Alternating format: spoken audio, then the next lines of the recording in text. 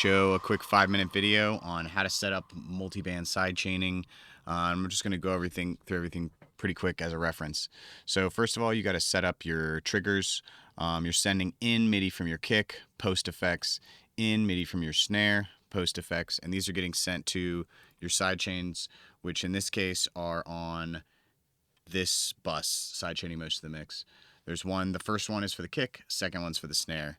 So they're sent to different ones. All right, so then you'll set up an audio channel, turn on resampling, solo the drum, your kick and snare, and record into this audio channel.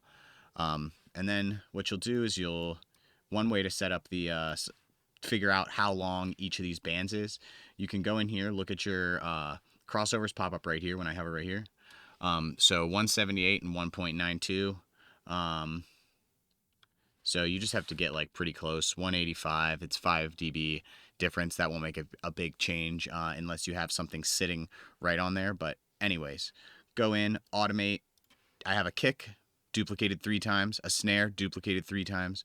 I'll go in, automate each of these. So those will be the mids, then these will be the highs, then freeze, then flatten. Once you have it flattened, you can go in here, turn on the grid, and I can clearly see that the low end is about a 30-second note long.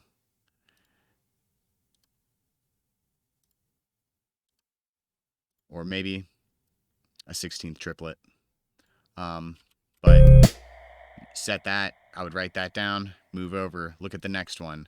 And then if you're something lower than 30-second note, you can hit Control-1 to create a smaller and smaller grid. So we'll start at 30-second note, hit Control-1, that's a 64th note. Control-1, that's a 128th note.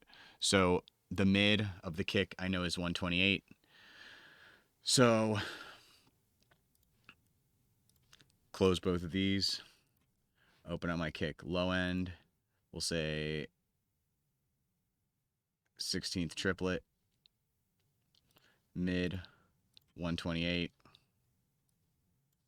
High will also be 128. Okay, let's go over to the snare. Lows are 128. We didn't change that grid.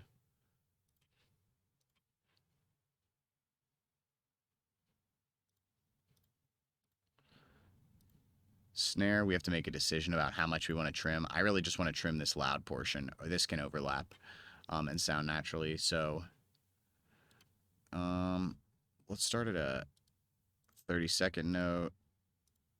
30-second note triplet might actually sound pretty clean. And we can always move it down. So for the mid, we'll just do a 30-second note. There's no triplet option. Let's see what that looks like actually. So I think our snare might be pretty quick. That's a 16th note.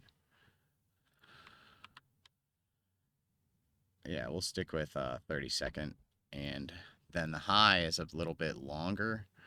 So maybe we'll do a 16th T. All right, and now let's hear how that sounds in the mix.